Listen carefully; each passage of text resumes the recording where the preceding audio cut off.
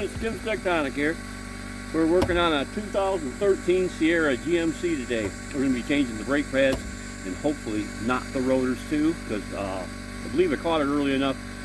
And I don't think you have to change the rotors if you catch it early enough. It's when they start scraping, grinding, and you put grooves on the back side of your rotor, then you know you probably should change it. So with all that being said, let's go ahead and get started.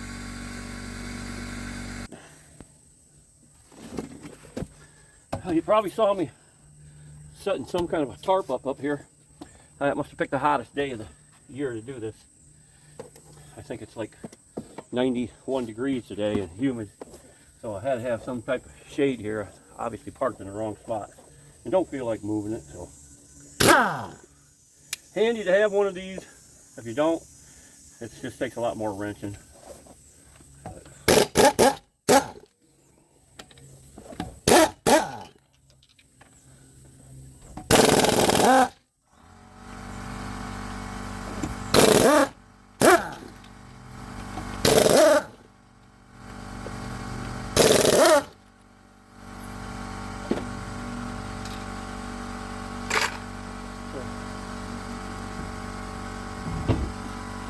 Go ahead and got that off. Drop it right there. We'll make sure you can see it's all good. This side looks fine.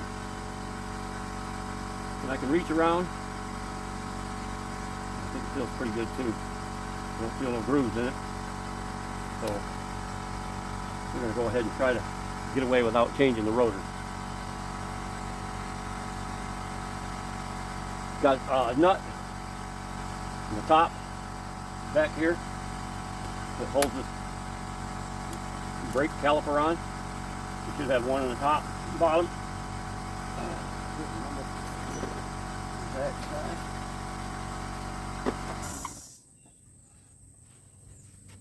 With a three-quarter socket on this one. Now, if you got yourself a breaker bar and a 3/4 inch socket, you might want to stick it on here. And I had to break these loose. There's one top and bottom. And then once you get them broke loose, then you can just use a regular old ratchet wrench to get them out. They're not too bad. At least this one ain't. It's a 2013, but it's probably been, this truck's been taken care of quite well, considering it's only got 60-some thousand miles on it. This is probably the first set of brake shoes that's been put on it. I'm guessing. I don't know that for a fact. You're going to want to have yourself a C-clamp. Comes in quite handy. Now I took a screwdriver and pried this caliper out. And it's kind of snug right now, but I pulled it out. I just pulled it out this way some, so you can see how it's wanting to move out. Well, with that, I can go ahead and tighten this in, and that's pushing one of these calipers in, or one of these things that depress your brake, whatever they're so-called. But anyhow, they're on your caliper. Let's get to it then. You might want to set yourself up. What I do is set myself up a bucket right here, because your line isn't really long enough, and I don't like to leave them dangling by the line, so this way it gives me a place to let it sit while I'm working on the brakes. So let's go ahead, we'll go ahead and pull the rest of this caliper right off and set it down on this bucket. I don't know if I can do that. And it comes right off, and that gives you a place to set it, so there isn't no pressure on that hose. And while you got it right there, you can just push this other plunger in like so. So they're both depressed. You may have to do this more than once.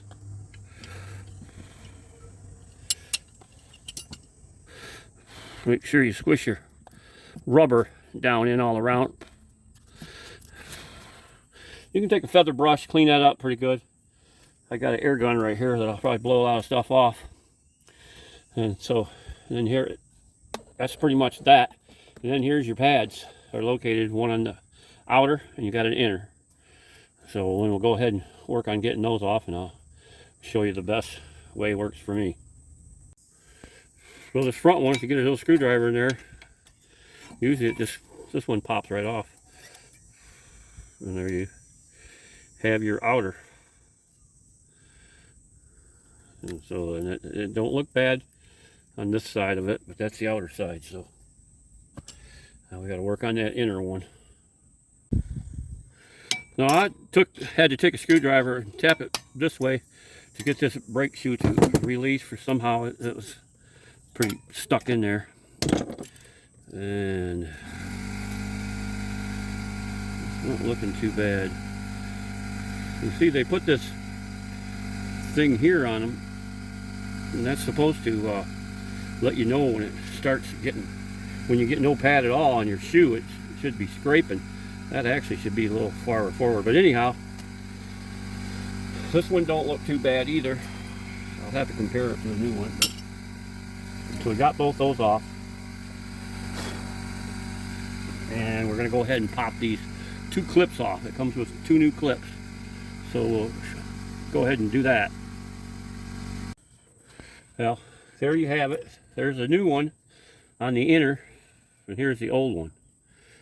This probably, I broke this off, I think, chiseling it out, but there's a small little groove right here, which isn't really a problem, I don't think. But the disc, nothing's really scraped the disc, so the rotor, I think, should be fine. So we're going to go ahead just changing pads. So now I did purchase the rotors, but you know, I'm trying to save myself a little bit of money, because you know, it's just a lot more expense for the rotors. So we're going to go, like I said, we change these clips. I think they pop out easy enough. They sent me with the bag of clips. We got a bag of clips, which usually comes with 4. Use 2 on each side. Here's what a new clip looks like, and here's your old ones. And I think they're pretty much the same, top and bottom. But it goes in there just like that. You got one there and one on the bottom. And they should snap in there. I recommend cleaning all this out with the air gun real good. And maybe a wire brush if you see any loose stuff. But pop these out. There's an old one. Looks kind of ragged out, I guess. I'll go ahead and get a new one in there.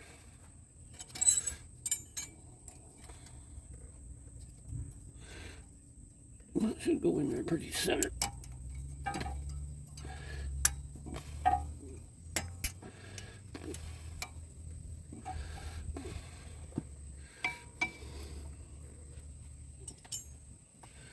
Go ahead and change that lower one. They pop out fairly easy. There's an old one in there. You want to kind of center them, because you don't want them touching your rotor.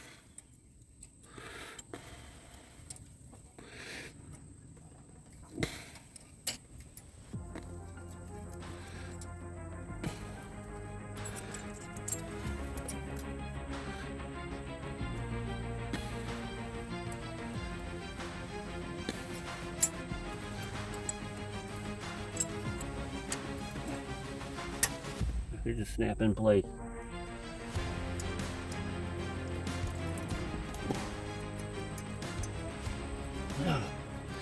I'll go ahead and blow all this out. Save you guys all the noise. I'm gonna grab my air gun here real quick and blow this stuff up. So I blew all that out. I like to take it and blow it down in between the thing, and make sure you got good clearance on your clips, so that it's not scraping, you don't hear nothing. And I'll go ahead and replace the pads. All right, now they send you some grease. I usually put it on these bottom, top and bottom, and I put it on where your plungers touch. That way there'll be no any place where there's some movement, because it might squeak if you don't.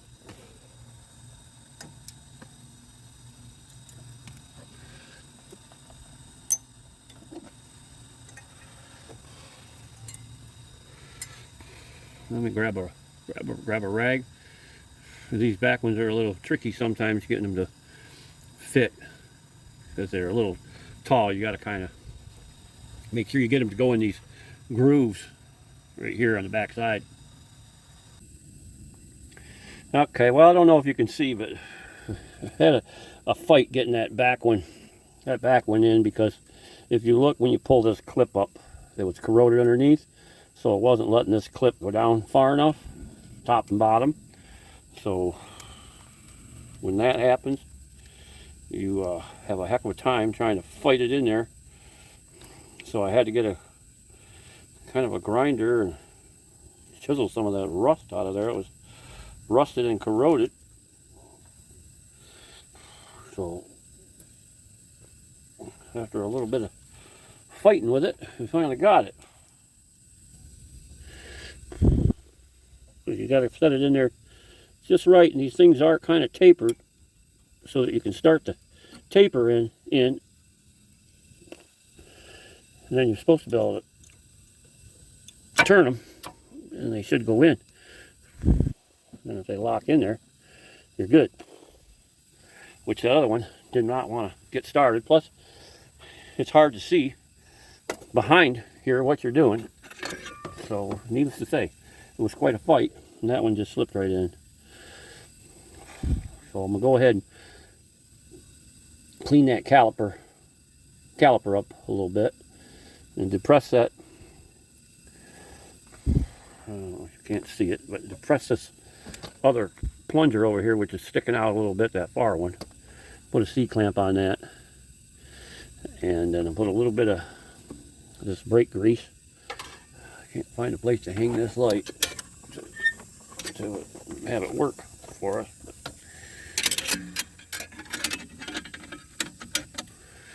So anyways, let's try to do that, and then that should slip right on there. So, let me push that in a little bit.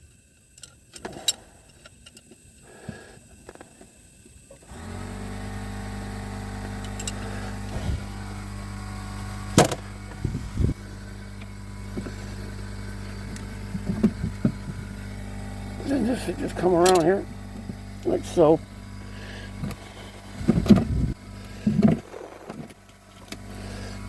I'm gonna put a little bit of grease on these moving parts.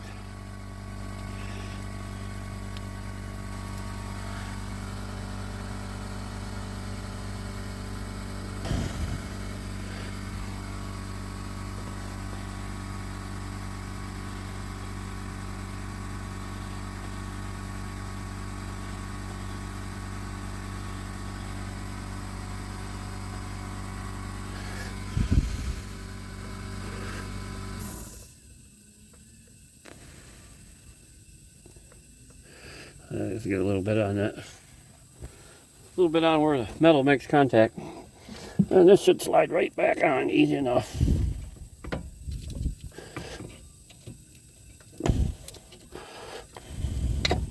Like so. You might have to push those. You might have to push these things in where your bolts come out. But then you should be able to get your lining up and get your bolt started. So it took a little finagling, got those lined up. So we can get this bucket out of here now. This bucket really comes in handy though to set your caliper on while you're trying to work on this, because it is very, very, very.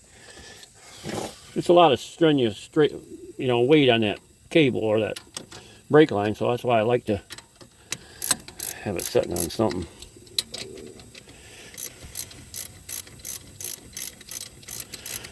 I'm just going to snug them up with this little crescent wrench. Snug it up. And then I'll put it on the, use the breaker bar. Give them a little extra.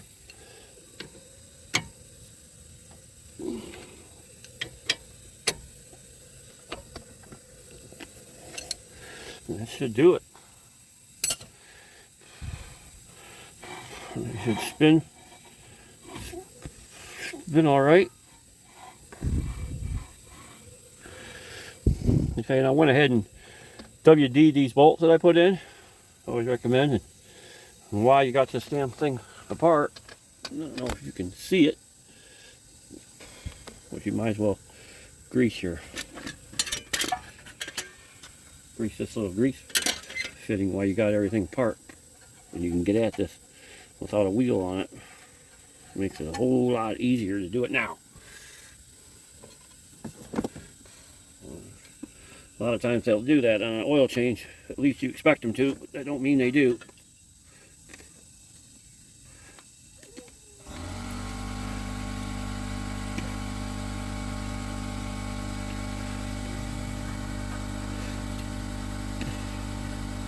Don't always do as they say they do.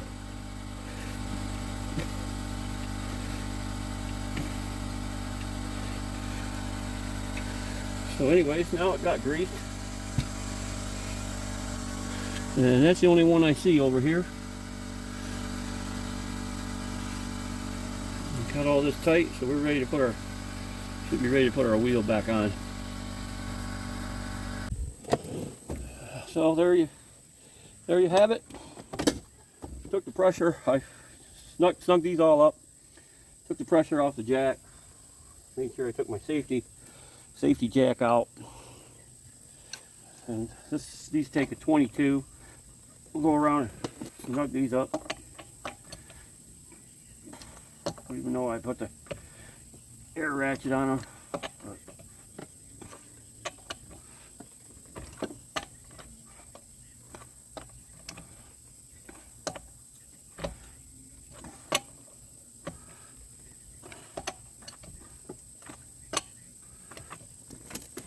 There you have it.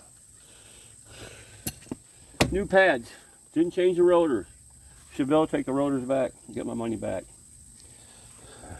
And just so you can tell, you know, I kind of chipped that one when I was trying to get it off. You know, that one did fit tight. That's the one I had a hard time getting back on.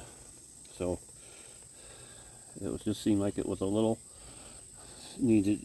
This was just too wide for what I had. Put the new clips on. I had these new clips, but as you can see, for some reason I couldn't get both sides in, and they're supposed to fit in there like that. And then once they reach past that little tab, then they can't pop back out. But I think they're designed with this curve so that you can get them started from top to bottom, and then if you get them turned, you can turn them as you go. And then once you get them in there, you should be able to, that's why you use grease in this case. And then if you get it past that point, it won't go too far. And then this tab will stop it, and this keeps it from going too far in. But that's what I had on this one. This one was a pain in the, you know what, trying to get that inside one on, but